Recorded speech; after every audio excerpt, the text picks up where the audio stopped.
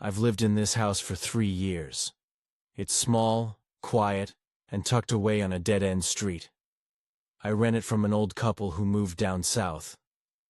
Nothing ever really happened here. No weird history, no urban legends.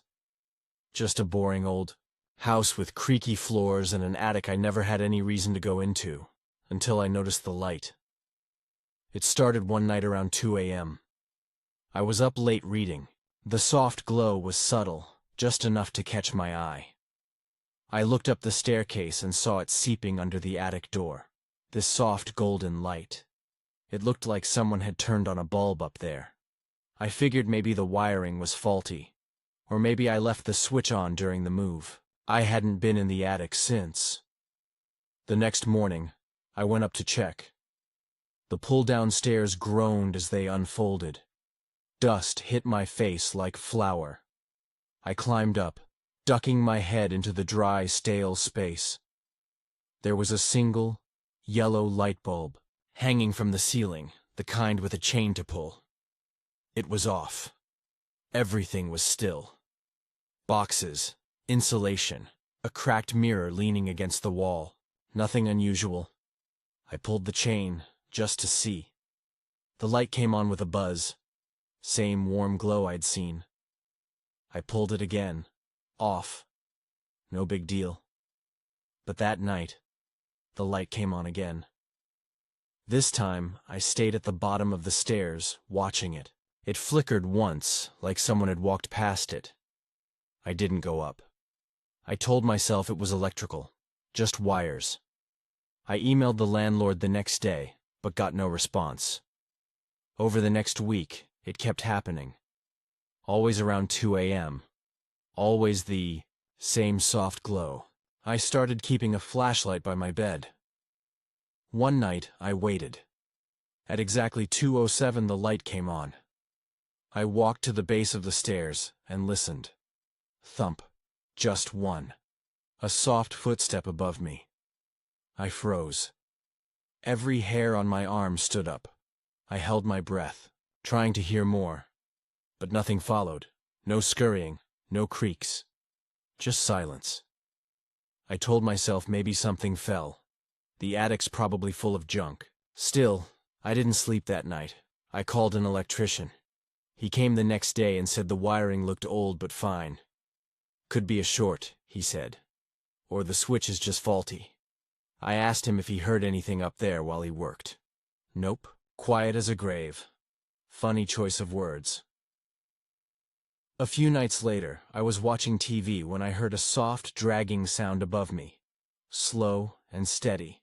Like something heavy was being pulled across the floor. I muted the TV and just sat there, heart thudding. Then, the light came on.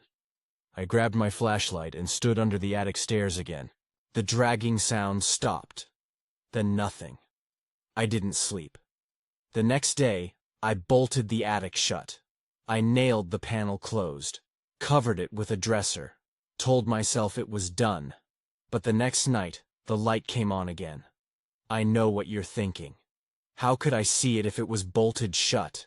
Because the light still glowed through the cracks in the panel, through the seams, like it wanted me to know it was still up there. I slept in my car that night. The next morning, I went up with a crowbar, tore the panel open and climbed up again. The bulb was off. No noise. But something was different. The mirror. It was now upright, facing the entrance. And in the dust on the glass, there was a handprint.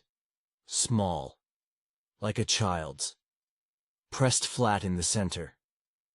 I don't have kids. I don't know what scared me more. The handprint.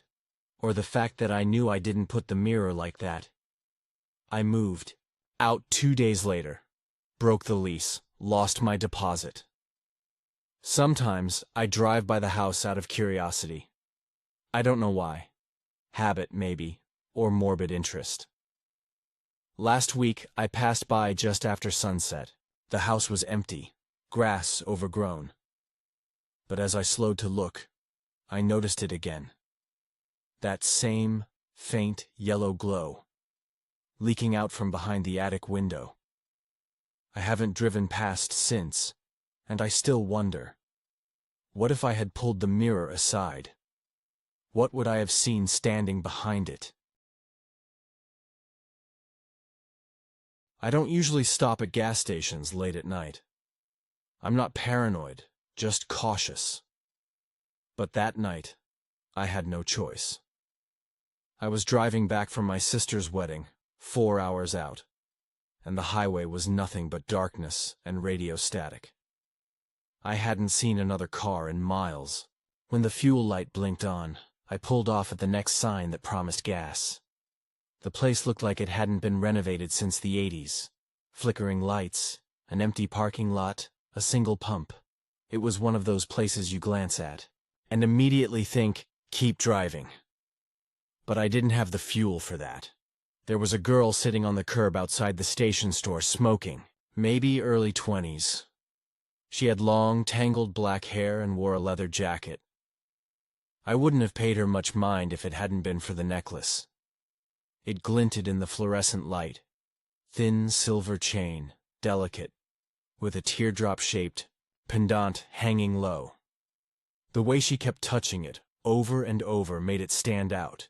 She'd twist it around her finger, stroke it like it was a worry stone.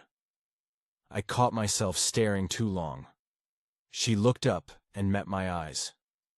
I nodded a stiff hello and started pumping gas. I kept my distance. She didn't say anything, just watched me. Not hostile, not friendly.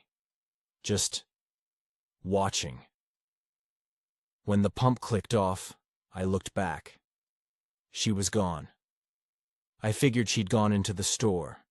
I went in to pay, even though the pump had a card reader. I didn't want to be outside anymore. The inside was dead silent. No music, no hum of refrigerators. Just buzzing overhead lights and that stale, artificial scent every gas station has. The guy at the register barely looked up. 35 even, he said. I handed over my card. Behind him, taped to the wall, was a bulletin board of missing person flyers. A dozen of them at least. All ages. Mostly women. You get a lot of those? I asked, nodding toward the board. He shrugged. People go missing all the time, especially around here. Something about how casually he said it stuck with me. Like it was just weather. Rain on Tuesday. Missing girl on Friday. As I turned to leave, I saw her again. The girl with the necklace, standing near the back cooler, like she'd been there the whole time. But here's the thing. I hadn't heard the door open. The chime never rang, and she didn't have a drink in her hand. She was just standing still, staring at me. I didn't say anything, just walked out. When I got to my car, there was something lying on the windshield. The necklace. Same silver chain, same teardrop pendant. Cold to the touch. I looked around. Empty parking lot. No sign of her. I should have left it. But I didn't. I tossed it in the glove compartment and drove off. I told myself she'd dropped it, that maybe she was in trouble, and this was her way of asking for help. I kept thinking I should have gone back, or maybe called the cops. But I didn't even know her name. The next few nights, I started dreaming about the gas station. Always the same dream. I'm driving down a dark highway and the fuel light comes on. I pull off and the station is waiting. I go inside. The girl is there. She turns slowly, opens her mouth to speak, but no sound comes out. Her eyes are wide with something between fear and warning. And always, I wake up before she says anything. After a week of this, I opened the glove compartment and took out the necklace. Just holding it gave me this cold, weird sensation in my stomach, like I was doing something wrong. The metal was ice cold, even though it had been sitting in my hot car. For days, I looked it up online, described it on a few missing person forums. One woman messaged me the next day. Her younger sister went missing 3 months ago near a rural highway gas station. She sent me a picture. It was the same girl, same black hair, same leather jacket, Same necklace. I froze. I reread the message 3 times. Her tone wasn't accusing, just desperate, begging for any detail. I didn't know what to tell her. I went back to the gas station the next night. I don't know what I thought I was doing. Looking for closure, maybe. Hoping it was all a mistake. But the gas station was gone, or rather, the building was still there, but it was boarded up, burned out, covered in graffiti. No pumps, no lights. Looked like it had been abandoned for years. I double-checked the address. Same spot, same turnoff, same hill in the distance. I stood there for a long time, long enough to feel something change in the air. Then I heard it. Chime. The soft, unmistakable chime of a door opening, but there was no door anymore. I turned around. Nothing. Just cracked pavement and weeds. I got back in my car and drove home. Speeding the whole way, headlights shaking, I mailed the necklace to the woman who messaged me. No note. No return address. I didn't want it near me anymore. That should have been the end of it. But now I see her sometimes. On the side of the road, at the edge of gas station parking lots, in the rearview mirror. She never speaks. She just stares. And every time, she's wearing that necklace.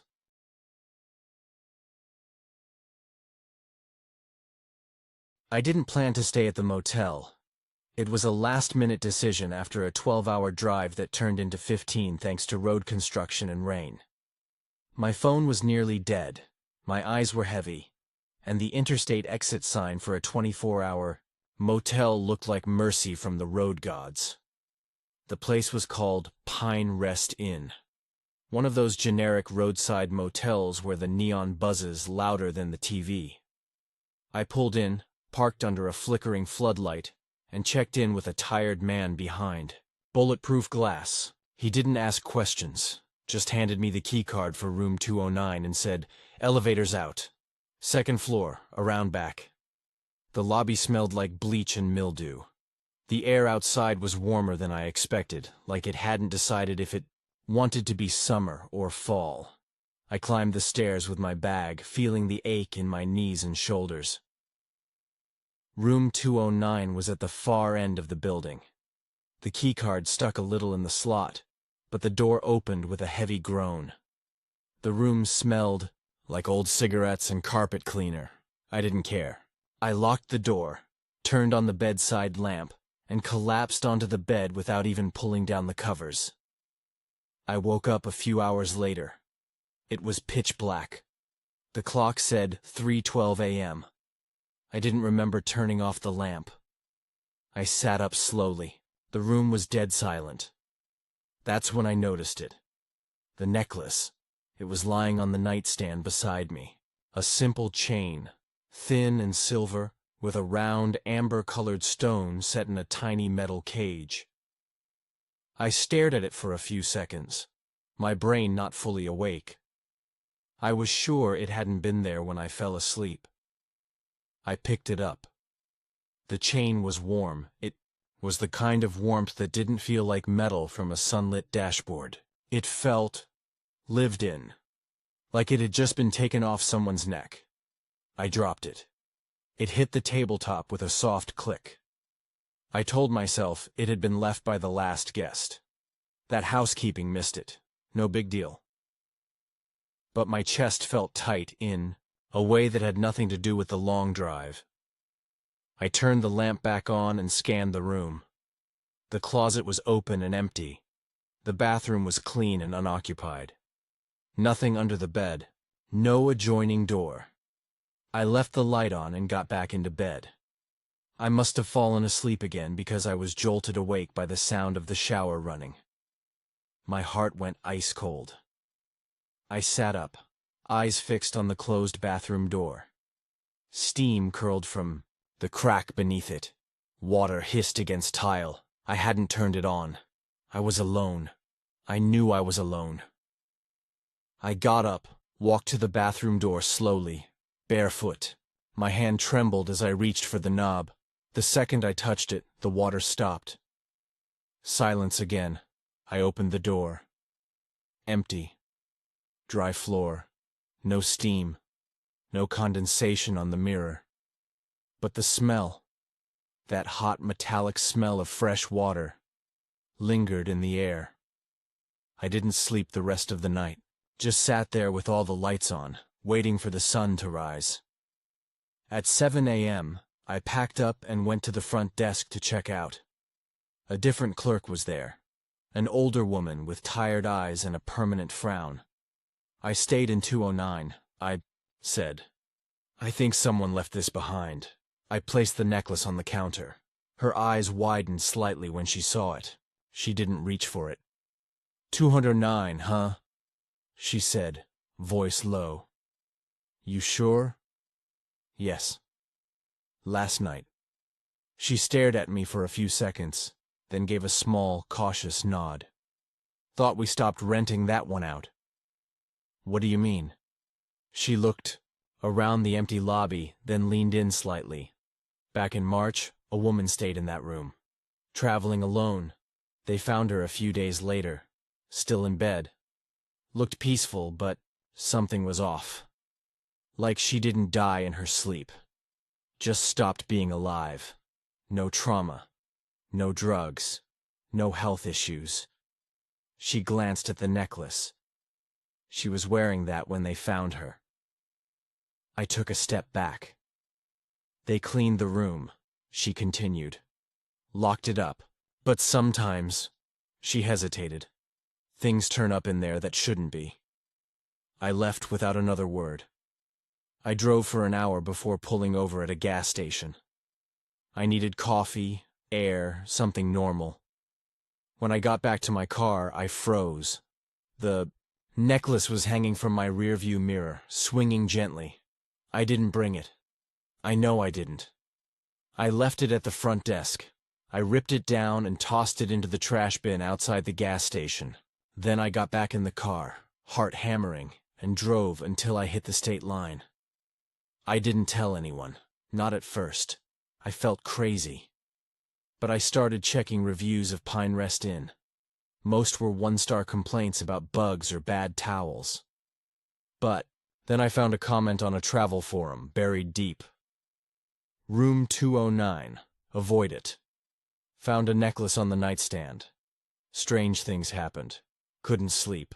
Heard water running. Left early. Threw the necklace away. Different user. Different date. Same exact story." I tried to reply to the post, but the account had been deleted. Weeks passed. Then months. And just last night, after a long day, I got home and tossed my keys on the table. I went to the kitchen, poured a drink, sat down, and there it was, the necklace, lying neatly on the hallway floor like it had been waiting.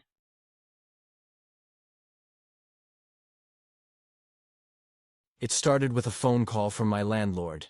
He said I had 30 days to vacate. The building was being sold, torn down for condos. I'd lived there 5 years. It felt more like home than anywhere I'd been. I didn't have time to find a new place, so I rented a small storage unit across town, just to hold my stuff while I figured things out. The place was one of those self-serve storage facilities. Rows of metal doors, a keypad gate, and no office staff after 6 p.m. I got Unit 117, middle row, halfway down, across from the security cameras. It was fine at first. I'd load up my car after work, drive over, and haul my boxes into the unit under the glow of buzzing floodlights. I always felt alone there. Never saw anyone else. But that was fine. I liked being left alone. Until I saw the woman. It was maybe 8:30 p.m. I'd just finished unloading and was rolling the door shut when I saw her. She was standing 2 rows over, just barely visible through the gaps between units. Shoulder-length gray hair, oversized coat. Just standing there. Not moving. Not looking at me. Just still.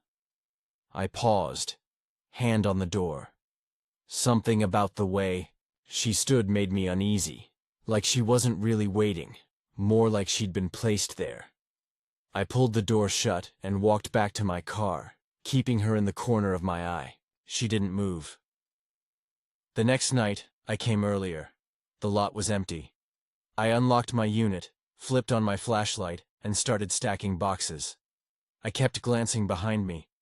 Then I noticed something on the concrete floor just inside the door. A necklace. Didn't own it. It wasn't there yesterday. Thin chain, copper-colored, with a dark red stone in the middle. It looked old, almost rusted. I picked it up, thinking maybe it fell out of a box. It was warm. I held it for a second, then dropped it into an empty drawer of my nightstand, figuring I'd ask around later. The next night she was back. Same spot, same posture. But this time, she was a little closer. One row over. I could see her more clearly now. Her face looked wrong. Not deformed, just blank. Like someone trying very hard to look human, but not quite getting it right. Her mouth hung, open just a little. Her eyes were wide, unblinking. I didn't stay long. I left the unit open, drove straight home, and tried to sleep. But something felt off in my apartment. I got up around 2 a.m. for a glass of water and stopped cold when I passed the bedroom. The necklace was on my pillow. I hadn't touched it since dropping it in the drawer, and I lived alone. I didn't sleep. Just watched the hallway from my couch, lights on, every muscle in my body tight. I went back to the storage unit the next morning. Broad daylight. I opened the nightstand drawer. The necklace was still there. Now, there were two. I stared at them. Identical chains. Identical stones. I picked one up. Cold now. Heavy. I tossed both into a cardboard box marked "Donate" and pushed it into the far corner of the unit. Then I shut the door, locked it, and promised myself I'd never come back alone at night. That held for 2 days. Then I got a call from the facility. The manager said my unit had been found open that morning. Nothing appeared stolen, but they needed me to check inventory. I drove over just before sunset. The air was heavy with heat. My key slid easily into the lock, but I hesitated before lifting the door. The box I'd shoved to the back was now right near the front, open. The two necklaces lay neatly side by side on top of the rest of the contents. There was something else too, a third necklace, same style, same stone. I backed out of the unit slowly. I didn't take anything. I didn't touch the necklaces. I just pulled the door down and left. That night, I woke up to the sound of my apartment door rattling. Not knocking. Rattling. Like someone was gripping the knob and shaking it, testing it. I froze in bed, barely breathing.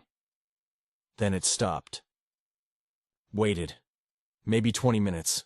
Then came a soft, deliberate knock, 3 times, knock, knock, knock.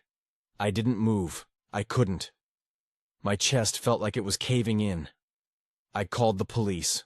By the time they arrived, whoever it was had gone. No signs of forced entry. No footprints. But something odd. My doorknob had a thin scratch along the metal, almost like it had been scraped with wire.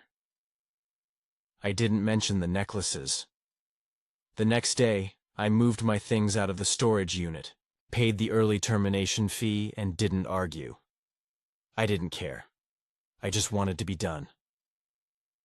I checked the box before loading it into the car.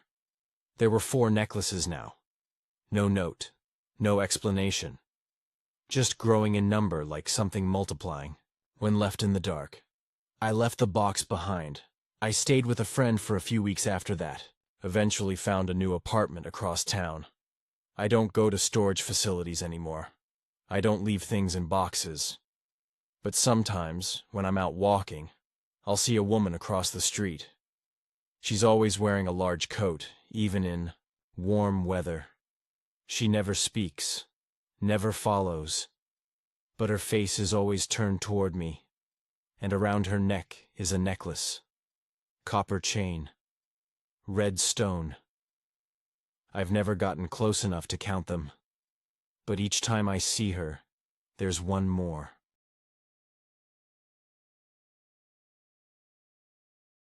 It happened 2 summers ago, but I still think about it every time I drive alone at night. I was coming back from a job interview in a small town 3 hours from where I lived. I had left late, and by the time I was headed home, the sun had dipped, low, casting long shadows across the highway. My GPS rerouted me to avoid a wreck, sending me through a stretch of unfamiliar back roads, thin, winding lanes through endless farmland and thick woods. No streetlights, no cars, just me in the dark. It was near midnight when I saw something on the shoulder of the road, something small and shiny. I slowed down, thinking it might be glass or metal. As I passed it, my headlights caught the glint again. A necklace. Should have kept driving. But there was something odd about it being out here, in the middle of nowhere. I pulled over and got out, leaving the engine running. The air was still and humid, filled with the chirp of crickets and the far-off sound of frogs. I walked back a few steps and found it lying in the gravel. Delicate, thin gold chain. A heart-shaped pendant, faintly scratched but intact. It was warm. In my hand. I looked around. No sign of anyone, no cars. Just empty woods and that narrow ribbon of road. I pocketed it and got back into the car. That's when things got strange. My phone had full signal before, but now it showed no service. The GPS map had frozen. The car's dashboard flickered once, like a brownout, then came back on. I shook it off and kept driving. A few miles later, I noticed the same turnoff again. Same mailbox, same crooked tree, same rusted slow children, sign with the bullet hole in the corner. I'd already passed it once. I was going in circles. I slowed the car and pulled off to the side. Tried the GPS again. Nothing. I tapped my phone screen, growing more frustrated than scared. I didn't want to admit I was lost. That's when the music turned on by itself. The car's radio lit up and started playing a song I didn't recognize. Scratchy, old, like something off a warped vinyl record. A woman's voice humming low and slow, almost like a lullaby. I turned it off. The humming continued. Not from the speakers, from the back seat. I whipped around, heart hammering. No one there.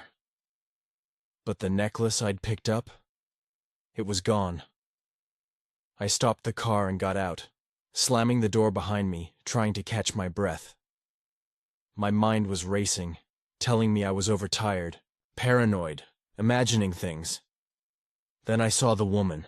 She was standing at the tree line just off the road, facing away from me. Long black hair down her back, wearing what looked like a white dress or nightgown. Still, unmoving. In the glow of my taillights, I saw something swinging in her hand. The necklace. I don't know how I moved. I just remember running, feet pounding, the gravel, breath tearing through my throat, getting into the car and locking the doors. I hit the gas, speeding down the road, not caring where it led. A few minutes later, I passed that same mailbox, same tree, same bullet-riddled sign, again. I drove faster, made random turns, anything to shake whatever loop I was caught in. Eventually, I saw headlights up ahead. Another car. Relief flooded me.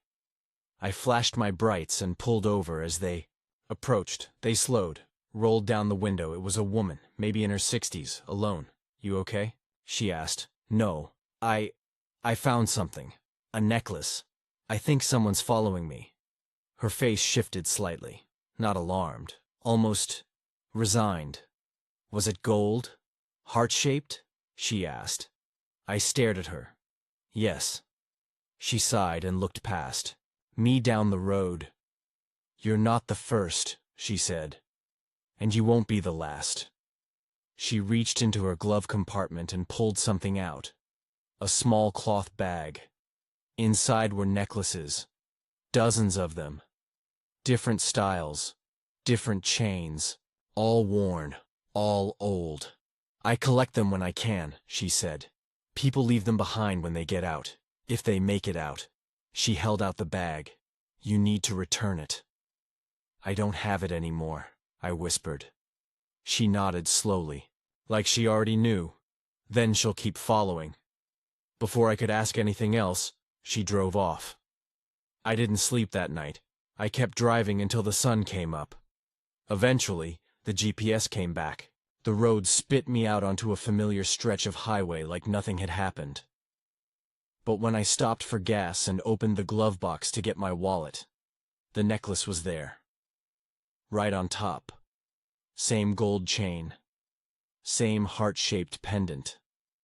It felt warmer, now, like it was alive. I haven't gotten rid of it. Not because I want to keep it, because I can't. I've tried throwing it away, dropping it in rivers, mailing it to fake addresses. It always comes back. Once I left it at a rest stop bathroom, drove 3 states away, and found it in my suitcase. Now, I keep it locked in a small metal box under my bed. Sometimes at night, I hear humming, faint, from the hallway. I don't live near woods anymore. I don't drive back roads. I never stop if I see something on the shoulder, shiny or not. And I never, ever pick up jewelry off the ground, because I know what happens when you do.